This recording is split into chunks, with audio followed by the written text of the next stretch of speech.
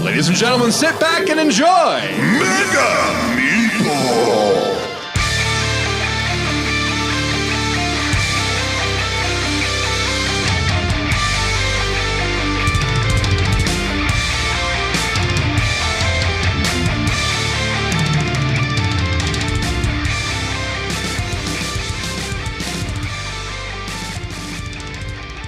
Greetings and welcome to the Mega Meeple, this show all about gamers and the games that bring them together. This is episode 53, and the first news out of the gate is, I guess I'm in. I guess I'm part of the contributors for the board game Breakfast on the Dice Tower. I know, what was it, about 2 weeks ago. When was it? Let me look at my calendar here. Just one moment. Yes, it was on May 7th that my video segment on the Dice Towers board game breakfast made a little premiere on there, and I followed up with Tom. Just sent him a thank you email saying, appreciate the opportunity, and if you'd like me to produce more content and stuff like that and submit more videos, I'd be certainly open to that. But thank you so much, one way or the other. And then I guess he sent me an invite for the Dropbox that you submit videos to, and a Slack channel. But I didn't see it until this past Saturday. On the 12th, it actually dropped in my email on the 9th, but it got routed to my spam folder. So I'm so glad I didn't automatically delete all my spam. I would have missed that. So I just kind of looked at it, and I just happened to look at my spam folder, and there it was. And holy heck! So unfortunately, I didn't get.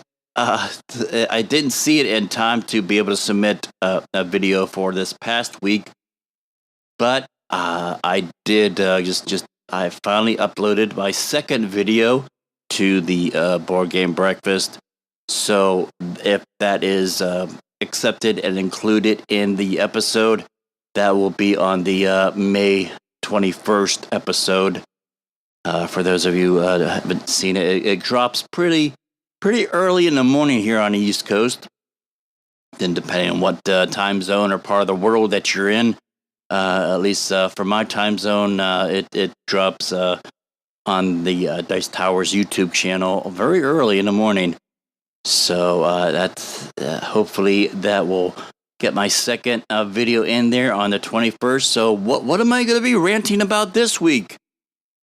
You'll just have to tune in to the board game breakfast on Dice Tower to find out.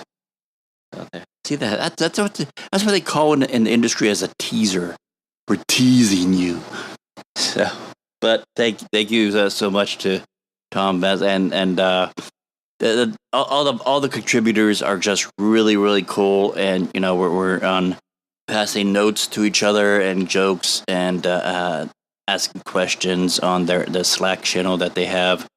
And people are just very open and receptive to helping each other out, especially when it comes time to, in way of content creation and the best way to do videos and audios and stuff like that. So it's very supportive and very encouraging. So that's the kind of community that people thrive in. And that's the kind of community I like to see in the gaming circles. Although I think my rant for this episode is going to talk about the blemish on the record type of thing on the game community. So I'll go off on a rant on that.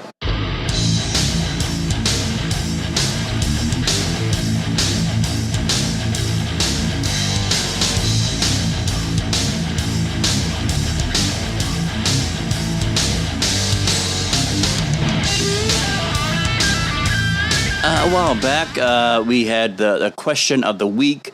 I think it was for the episode where I was talking about the second edition of Star Wars X-Wing miniature game. So the question of the week is, what is your opinion on second editions?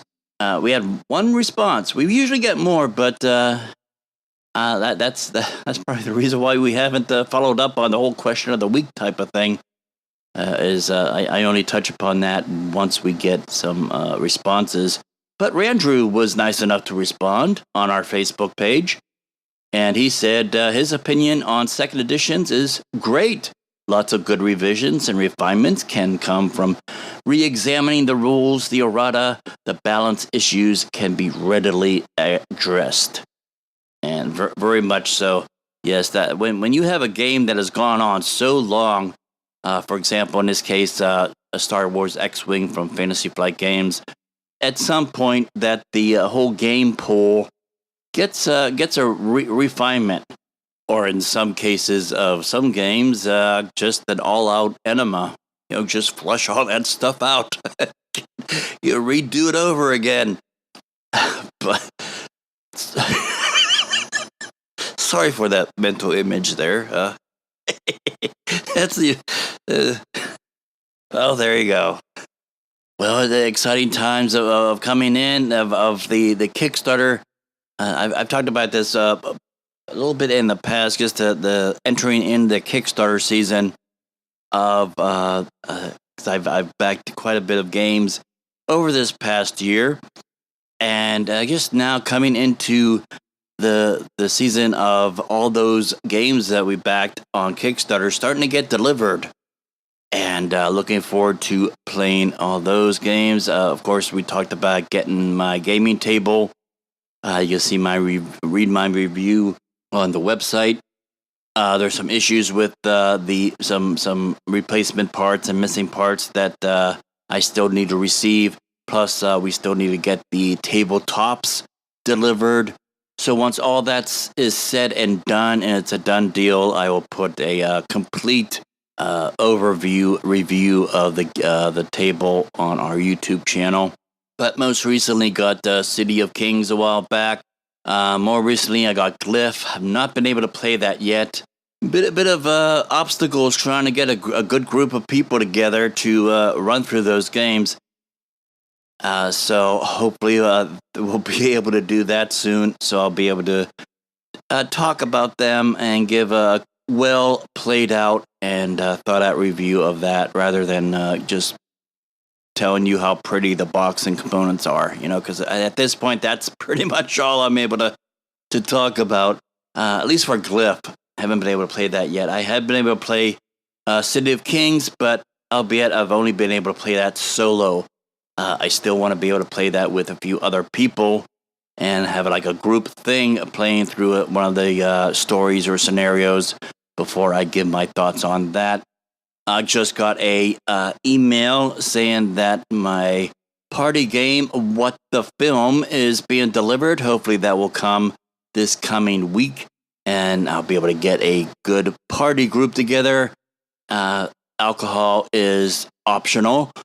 It's a good enough game. It looks like that you don't really necessarily need to be drunk or high or anything to play that and have it be fun. I think the main component is that you have a group of people that have a good sense of humor, and the more dark and warped sense of humor, as my sense of humor is, I think it will lend itself to a really good game, particularly for those of us like me that is sick and tired of playing Cards Against Humanity. God, it's like it seems like every party group. And I'm not even talking about hardcore gamers. I'm just talking about people on the fringe of gaming. Let's play Cards Against Humanity. Or it's like, oh God, I'm just so humanitied out of that game. So a game like What the Film from Lethal Chicken games is I'm really excited. Looking forward to that. That's going to be a good, refreshing game for the party card gamers out there. Now, is it a Card Against Humanity killer? I don't know. It's been spouted as such by some. I will tell you whether or not it actually kills Cards Against Humanity once and for all once I get my copy and get to play that. So hopefully that is going to be in my grubby little hands over the next sometime this week. FedEx says it's supposed to be delivered Friday, this coming Friday, but you know how FedEx is. We'll see if it actually, number one, if it actually gets here, and number two, if it actually gets here in one piece. Fingers crossed on that.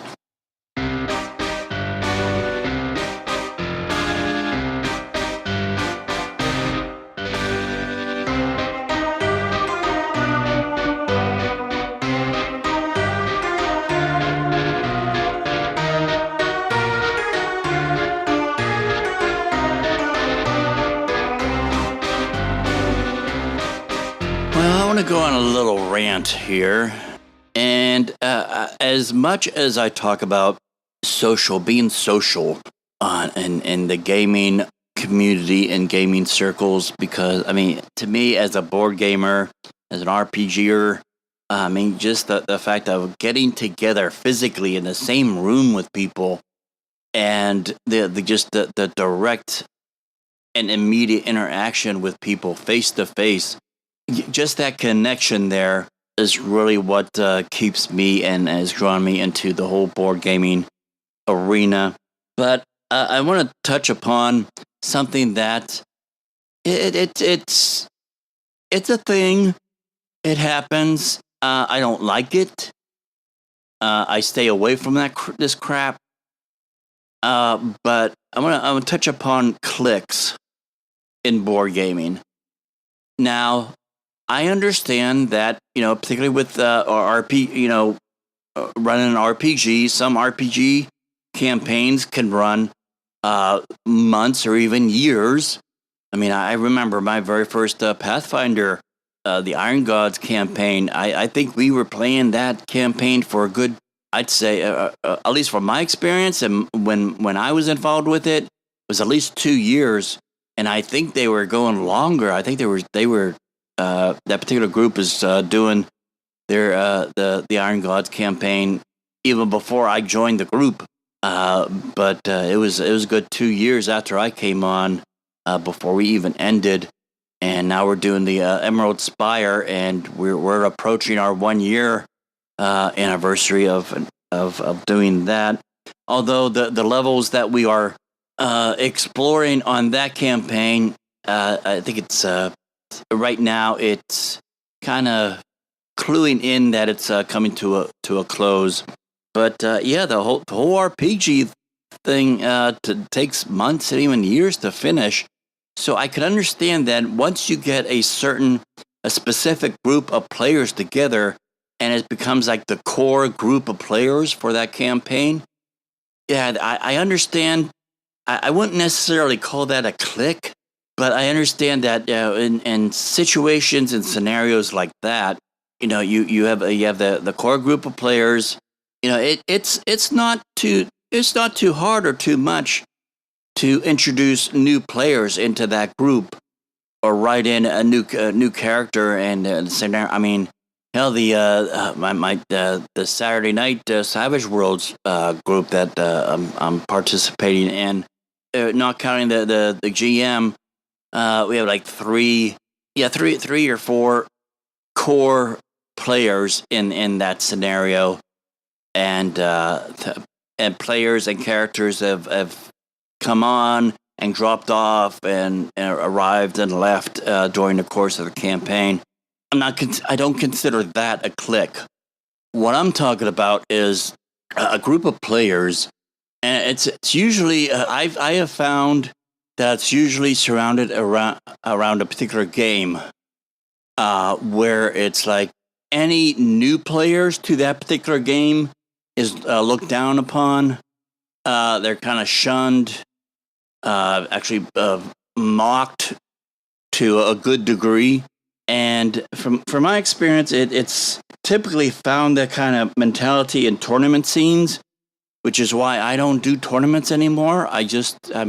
I may love the game, but I just don't like the atmosphere or the attitude surround in that particular environment. So I just stay away from it altogether. I mean, it's just to me, it's just too toxic, and I don't have time to waste with that crap.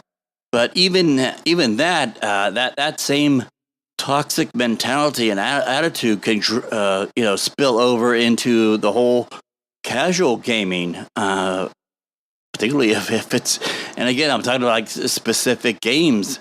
Now, talking from my own personal experience, because this is my podcast. This is what I think. This is what I've experienced.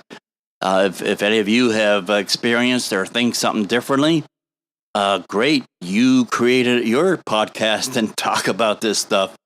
But I'm addressing what my experience and perspective is and opinions about these things. But from my own personal experience, the local area of Android Netrunner players Facebook group, I just finally had to leave that group. It's like, you know what, this is, and you know what, I coming to think of it, I think that particular Facebook group was created because there was another Facebook group that was before that I think Facebook actually got shut that group down or something like that because of all the hateful speech and crap that was going on there. So I think the one that I was a part of recently, that I recently just unfollowed and left, was actually the second iteration of that particular group. But it looks like they haven't learned their lesson the first time. But it's like any new players, or if players that were really like for me, I didn't really care about the whole second edition core box or the first 2 or 3 cycles being cycled out. To me is, if a card was printed, it's good to play. I mean, that's one of the cool things I like about the Hull Breach card game and the creators behind that and their approach to card games, and their attitude and approach is basically, if a card is printed, it's playable. There's no errata, there's no reissues, there's no change. If a card is printed, it is played as it is printed. Period. That's it. It's one of the things I enjoy about the Hull Breach. Yeah. So anyway, if there's a player like myself that, again, I'm not going to waste my time with tournaments. I just want to play the damn game. And people like me come in as like, well, I'm going to play cards from the first edition core game. I'm going to play cards from the cycle that's been, cycled out. I don't care about the whole most wanted list. If I like the card or I think it plays well, I'm going to include it in my deck. So something like that can be met with a down their nose approach. Is like, you're playing that card. Why are you doing that? Why are you using that deck? That card is useful. Why are you doing that? That is so stupid. You know what? Just play the damn game. Let people play the game and let them have fun. If people are going to treat other players like that, rather than just sitting down, sharing a game, but if it's too difficult to just simply play the damn game, do a handshake afterwards, congratulate each other on a good game, if that is just so beyond certain people, I just don't have time for that game. I mean, it's a good, like I said, it in and of itself, it's a great game. I love the game. I just don't like the people that surrounds it. Exclusive, almost country club style mentality and approach to their game. And I got news for you people. It's not your game. It's not your game. You're just a fan and a player of the game. And yeah, there are other people that are better than you. And there are people that are just starting to come in and want to play. And I say to those people, if you are not welcome in a particular group, or they do not invite you and encourage you and welcome you into the game, go find another group. That particular group is too toxic. They are not worthy of your time. Go find another group, or better yet, create your own. Oh, and worst case scenario, sell your game. I don't know. That's. I mean, if particularly if it's like a card game, in this case, you need another person to play the game. Well, if the only people you could find to play the game is some snobbish douchebag that's gonna criticize you or look down on you or make you feel like an idiot when you're playing, screw that, dude. I have no time for that. So I've typically going down the how crap flows downward. I found it in the tournament scene. It spills over into the casual play. Just hey, let's get together and at a group at a friendly local gaming store, and that's where it even gets down to the game store. So the whole us and them attitude seems to even permeate between what game stores do you like to go to? Well, I go to such and such. I go to game store ABC. Well, if you go to game store XYZ, then you're an idiot. You're not with the cool kids going to game store ABC. I found, and again, this is my own personal experience.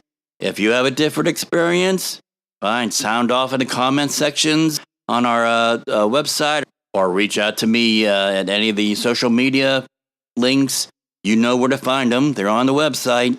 And a community that gets so much of its success and its growth from face-to-face, in person, all sitting around the gaming table, enjoying themselves, playing games, creating memories, making new friends, meeting old friends. How this whole elitist, like I said, almost like a country club style mentality can center around either a specific game or even down to a specific store that you go to. That is just, that's just, the only word I can think of is that is toxic. I have absolutely no time or inclination to entertain or put forth any effort in trying to fit in to that group. But hell, that's just me. What do I know?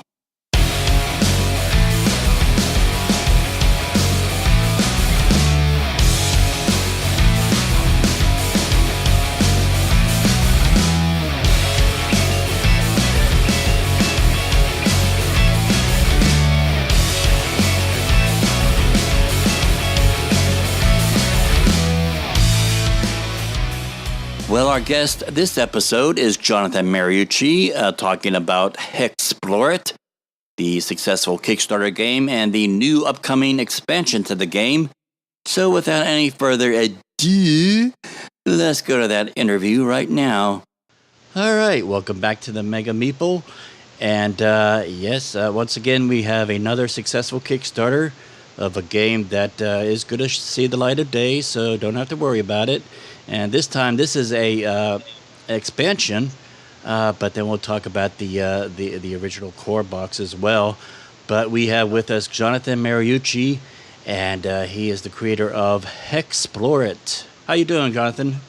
Hi, I'm doing great. Thanks for having me on today. Oh, thank you for your time. Very appreciative. It's always cool to be able to talk to designers and creators of games and seeing just what was the backstory of the game. So now I gotta apologize. I missed the boat on the original HEXplore Valley of the Dead King. I'm not sure what rock I was living under at the time. Oh yeah, no worries. No need to apologize there. We were actually a pretty small organization, and so we're just kind of going through some growing pains. So it's all good. Okay, well, from what I could tell of this expansion, you're not small time anymore. Well, thank you. So at the time of recording, we have a Kickstarter of HEXplore, the Forest of Adramon. That's correct. Yep. Okay. And yeah, you just knocked that out of the park. It's like at the time of recording, it's like 619% funded. So Well, thank you. Yeah, congratulations. we're very excited about that, and we couldn't be more proud of our backers and the product that we've been able to create. So we're all very excited. Excellent. So now, is this a standalone expansion, or do you have something in the? I actually know the answer to this, but I want to want to hear from you. But for people who missed the first one, can they be able to get the initial that first Kickstarter stuff with this pledge? Yeah, definitely. So yes, the Forest of Adramon is both an expansion and a standalone game. So you can play it, without having Valley of the Dead King. It has a completely different play style or storyline. So there are a bunch of mechanisms that are quite new in the Forest of Adramon. But to your other question, the Valley of the Dead King, our backers wanted it to be reprinted, so we were able to unlock it as an availability. As an add-on in the current campaign. So we're really excited that we're able to actually print both games. And what's really something we're thrilled about is we've actually built in a system to allow you to play both games at once, side by side, and intermix all of the content between the two games in one epic game. So we're pretty excited about that. Oh, sweet. Now, for the expansions and we have a few things listed here that are Forest of Adramon expansions that for at least for that box. Could you tell us some about that?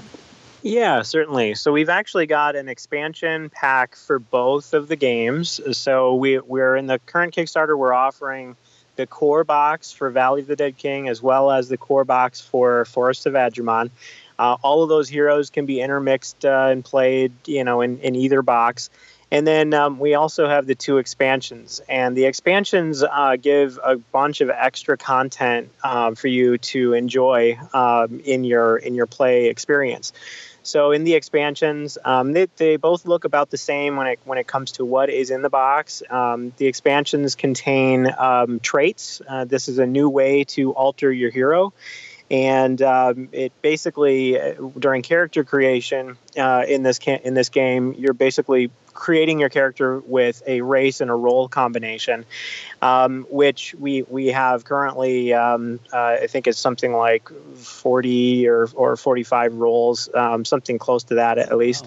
Wow. When we count the exclusive roles as well, that are currently released, and we have a whole bunch more races. So when you bring traits into the mix, now you've got total character combination, just a staggering number of possibilities to be able to play your heroes. And traits are a passive thing, so it's an ability that you'll gain as certain triggers happen in the game. In addition to traits, we've got new bosses, we've got new items, and a ton of new content in each game. One of the most exciting things about those expansions is the ability for one player to play against the rest of the group, and they take on the role of the bad guy. Oh, okay. So in this case, the Adramon, the Magi, or the Dead King.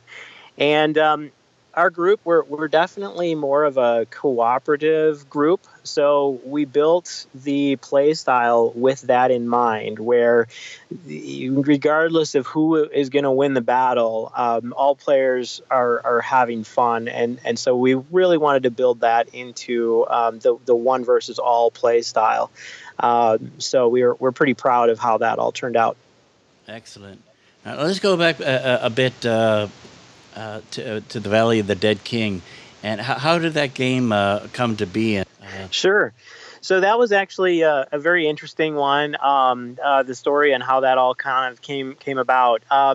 I was a member in the Cartographers Guild. It's an online map making forum. I loved making maps in my free time. I was at the DM for our group when we were role playing back in the heyday when I actually had time to role play. And I just loved the idea of making maps. So finding this forum, it was great. They actually had every month they have a contest, and the contest it changes with each month. So every thing is different. And one month I decided to join in on the contest, and it was make a map that would be in a game. And so I drew the very first iteration of what would become the HEXplore map. It was we actually. I actually won the contest along with another person. We co-won it together, and people were just saying left and right, "Man, this could be in a game. This could just totally be in a game." So I decided to work the game around the map, and I built the game from the ground up, not really knowing much about other games that were out there. So it was very much a kind of a standalone thing, and it took about 4 years to do.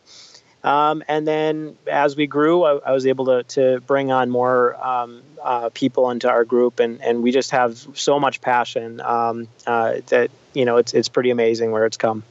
Okay, cool. So for those of us who haven't played the game, how does the whole explore it system work, and how does the game play out? Yeah, sure. So basically what it is players will sit down and create their heroes. It's a fully cooperative game. Like I said, we do have the play styles for the one versus all, but it's fully co-op in the normal play style, where the group is going to move on the board and make decisions on the board each game turn that will affect the future of their characters. So you will choose how you're going to move. There are different modes of movement, and that will affect certain things in your game turn. For instance, you could move cautiously, or you could move recklessly, or stay where you are. And so after movement, you're going to have a skill phase, and you're going to be rolling some dice, and then you move into the circumstance and event phases. After those phases are complete, then we move into the enemy phase, where something bad happens depending on which opponent is on the board. And that's different for valley versus forests. And along the way, characters are going to be facing challenges and fighting creatures and possibly starving to death. There's a whole ton of different mechanics in play. They'll be able to pool their gold together in order to purchase new things. They might be able to harvest certain types of items that they can trade with a dryad, for instance. And then, of course, there are other bosses. So there's not only the one boss on the board, but we actually have 10 bosses on each board. And the other 9 are fully... you can certainly choose to do them or not to do them. So it's definitely up to the group as to how they play the game. Now, one of the interesting things is on some of the higher level pledges, you have the Sands of Shurok Seers Club. So, yeah. Tell us about that. Sure. So with all of the products that we're beginning to create for the HEXplore universe, we have this kind of this overarching goal in mind, where at the end of our run with HEXplore, we want to be able to have a ton of content that can be intermixed and played alongside each other. We really love how we've built the 2 games at once scenario, and so we envision Sands of Shurax being another addition to the HEXplore world. This is going to be a desert-based game that is survival is key. Hence the acronym SOS in the name. The idea there is that the players are going to find themselves in a really inhospitable terrain. There's going to be a new arch enemy that is basically causing the desert to grow warmer, and radiation is a big deal.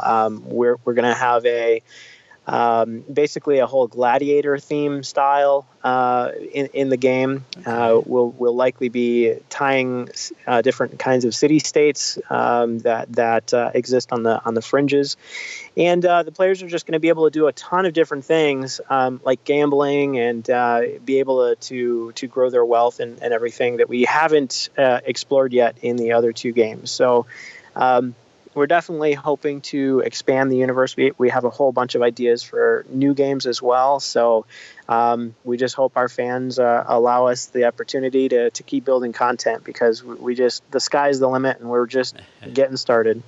Excellent. Now, for people who have the first game, Valley of the Dead King, I just want to make sure they understand that they could get the Forest of Adramon, and there's no like duplication of stuff that it's a standalone game, and in a sense sort of like an upgrade.